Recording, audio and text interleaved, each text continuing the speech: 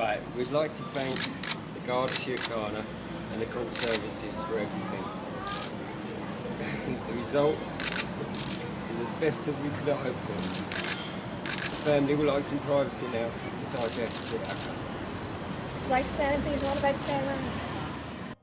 Over the last 50 years, attitudes to domestic violence have changed, but still too many men attack and control women in the place they should feel safe.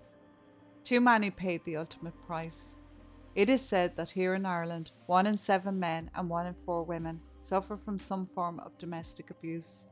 The number of recorded incidents of stalking, harassment and threats has doubled in 2021. Because we constantly focus on what is happening to women and girls, we forget to ask the questions that should be asked from the other side. Is a man's bad behaviour stem from genetics? Is it taught behaviour? Are we socialising our sons in a certain way? Are there certain definitions of manhood or certain structures of power that we are socialising boys and young men into being abusive? Is it down to ignorance, lack of education and wisdom?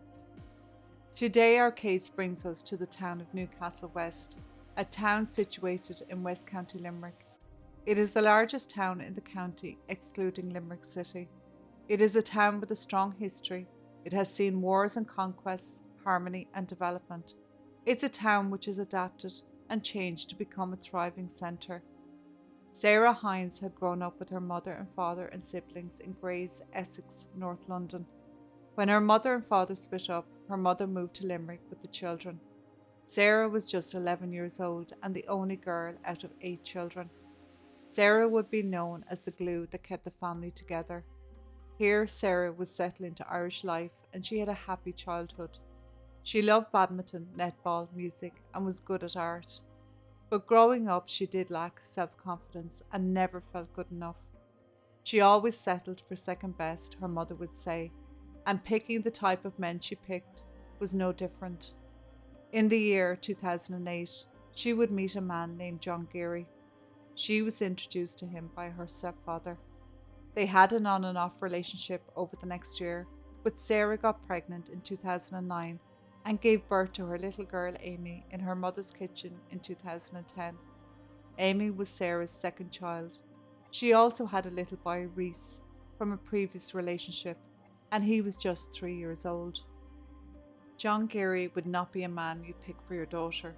He had no job, he had been in trouble for forgery and stealing, and in 2008 he was treated for depression. He had no future, but Sarah told her mother she thought he would make a good dad, but Geary saw it as another way of controlling her. Soon after Amy's birth, Sarah broke up with Geary and started to correspond with an ex-boyfriend, Chris Bradley. They had been childhood sweethearts, met back up through Facebook, and he planned to move to Ireland to be with her. How Geary knew this, you might ask. Geary would turn up at Sarah's house with little presents and flowers, just to make himself look good. But this was his way of getting into the house to see baby Amy, and he would take this opportunity to go through Sarah's phone and even take her phone so she couldn't communicate with Chris. He was seething with jealousy, and so the stalking began. He would follow her everywhere and constantly text and ring her. When Sarah moved to Newcastle West, Geary would follow 4 days later and rent a room in a house nearby. She contemplated telling the Gardaí, but felt they would not do anything unless he physically harmed her. While this may be true, it is always worth putting on record the harassment and stalking. Taking out protective orders and making it known to Gardaí what is going on is always a better option than doing nothing. It also shows a pattern if something does happen, that the perpetrator didn't just snap. But also, I don't think Sarah thought herself as being in danger. He was just a pain in the ass who could not accept the relationship was over. And like many before her, she thought she could handle him. How wrong she would be. On the 15th of November 2010, the day would come where Geary would have enough, where he would decide to act on his rage and jealousy. He was in Sarah's house once more. He sat at the kitchen table watching Sarah, 25, holding baby Amy in her arms while she made her a bottle. Sarah had her back to Geary, and this is where he would take the opportunity. to unleash his rage. He walked up behind her and stabbed her in the back with a screwdriver and then with the knife. He stabbed Sarah 21 times, and then he stabbed little Amy, just 5 months old, 9 times. They would pass away immediately from their injuries. But this was not the end of his rage. You see, Sarah had a friend visiting, Alicia. She was home from the UK studying psychology there and was just 20 years old.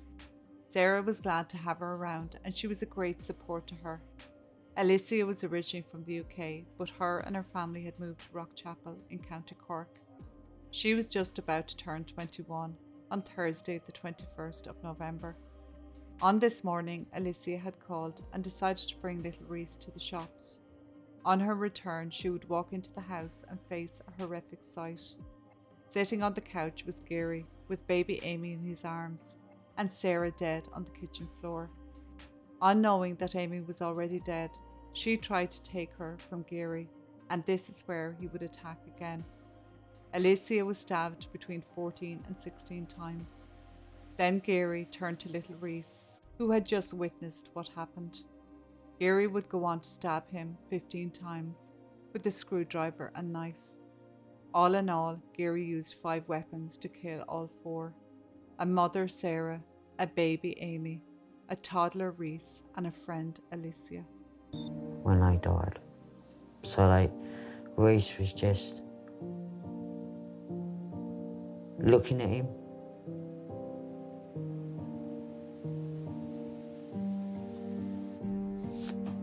When he was doing it. Screaming out for mummy or Reese screaming out for Nana. Because I promised him I'd never let anybody hurt him. I promised him that. He was my first grandson. He was my baby. Sarah was my everything. Amy didn't even get a chance. I didn't get a chance to love her enough. As all 4 lay dead in the house, Gary poured himself a glass of milk and drank it at the kitchen table. He moved baby Amy and Reese into an upstairs bedroom and moved Sarah and Alicia into a room downstairs. He changed his clothes and left the house, later returning as he had forgotten his keys. Gary was spotted several times that day after the killings. He eventually took a bus at 2:15 p.m. to Culbert Station in Limerick City. He then took a second bus to Kilkee in County Clare, where he booked into a hotel and went on a drinking session. He had a full breakfast the following morning, the 16th of November, and headed out drinking again. Eventually he would ring a friend of his and tell him of the terrible things he had done. This friend then contacted the Gardaí straight away and relayed to them what Gary had told him. When the Gardaí arrived in Hazel Grove Housing Estate in Newcastle West, they had to break into the house as Gary had locked the house on leaving the second time. What they found was just horrific. There lay the bodies in the house for 24 hours. On a side note, I just want to say, I know you all know that I have a habit of calling out the Gardaí on their wrongdoings and when they are not living up to their oath. But I have to say I would not wish it on anyone to have to walk into a house and see what those Gardaí saw that day. Even the hardest of the hardest hearts must crumble, and it would be something that never leaves you. I know they have to do a certain distancing in their heads in order to do their job, but they must go home at night and bring those faces with them. I just want to acknowledge this and recognise what they have to deal with in their job. These killings would not be the only thing Ireland would have to deal with this day. Not far away on the same day, Sarah and her babies and her friend were discovered. Another family were facing the same devastation in Ballycotton in County Cork. Una Butler's husband John would take the life of their 2 girls and his own. So within 24 hours, 2 families were destroyed. 3 adults, 3 children and a baby dead. It was inconceivable. Gardaí immediately put out a warrant for 31-year-old Gary's arrest, and news media also put out a bulletin describing Gary. A barman in a pub Gary was drinking in recognised him and phoned the Gardaí. Gary was then arrested that same day and brought into custody. and also brought to Cork University Hospital to be treated for a wound he sustained during the killings. Ah, poor baby. In interviews, he would say he was driven by jealousy and control and couldn't accept the breakup and that she was moving on with someone new. He said he told people that he was not happy and took Sarah's phone away to prevent her contacting her new boyfriend, Chris. Gary came from a high-achieving family, but they had not much contact with him since he was 18. He did attend a horticulture college and was originally from Cork. He had spent the previous night before the murders drinking and had called to Sarah's house to confront her over their relationship. He also admitted that he was contemplating suicide, but rang his friend instead. Therefore, he was put on suicide watch while in custody. Meanwhile, all 4 bodies were removed from the house for post-mortems and the house was sealed off. 3 weapons were recovered, but the results of the post-mortem revealed that 5 different weapons were used to kill them. Eventually, all the bodies would be released to the families and funerals would take place, where they would be remembered for how they lived rather than how they died. Family, friends and communities all joined together in order to support each other. Alicia was cremated and her mother Marie would receive her ashes on the day they should have been celebrating her 21st birthday. Sarah, Reese and Amy were all put into the one coffin, lying in their mother's arms, and their mass was held at St. Patrick's Church in Tournafulla village in County Limerick, where Sarah's family lived. They were cremated also. Gary pleaded guilty at his trial in June 2013 to all 4 murders. He was sentenced by Justice Paul Carney on the 8th of July 2013. He was sentenced to 4 life sentences to run concurrently. You see, Gary has only 1 life, and so it's impossible for him to serve 4 life sentences. Judge Carney said that if he were to make any of those sentences consecutively, a separate court would set that aside. So he ordered that the 4 sentences would run concurrently. I think Judge Carney was trying to spare the families an appeal by Gary. 4 years later, Gary, after serving 7 years, including his remand time while waiting for trial, he was up for his first right to apply for parole, and the families had to respond by letter to the parole board. Gary was denied parole. The parole application was due to be made again by Gary in 2021, as once the first parole hearing is done, he can apply every 2 to 3 years.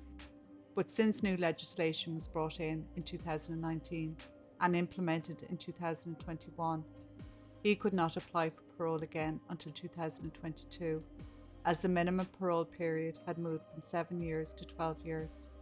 And since then, again, new legislation has been brought in 2022, where only a parole board and not the Minister for Justice can say if he is fit for release, and minimum time served has to be 20 years before a murderer can apply for parole. But this has not yet been put into law as of 2023. After the trial, Alicia's father spoke of his daughter.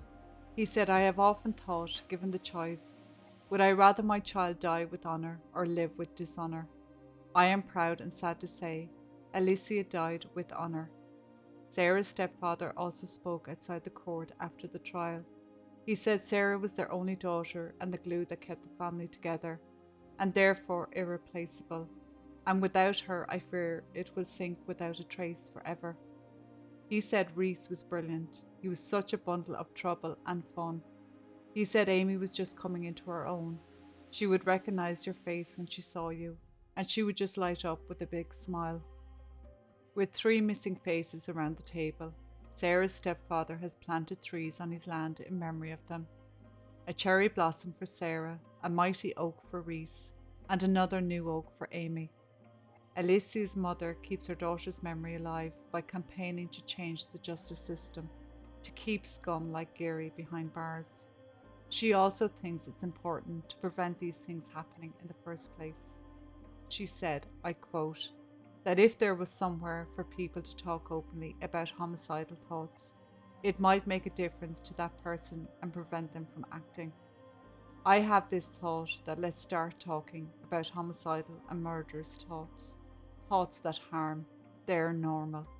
If you are being bullied at school, you'd have a thought about wanting to take revenge on the person that hurt you.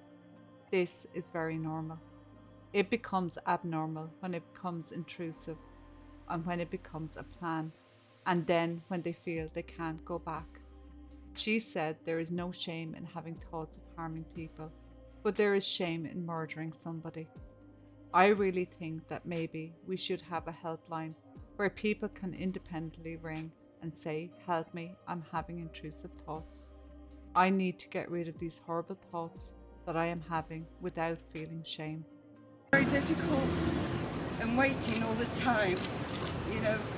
We do wish that he had given us closure at a much sooner time we've had.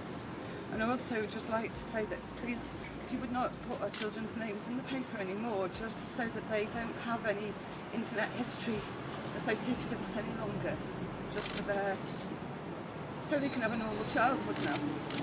Would you like to say anything about Alicia, what she was like? Alicia she was a beautiful daughter. She was so kind. She really was. She just loved everybody else more than herself. She always did, you know. And I'm really, really proud that she died with honour. And that's all I can say. She died with honour.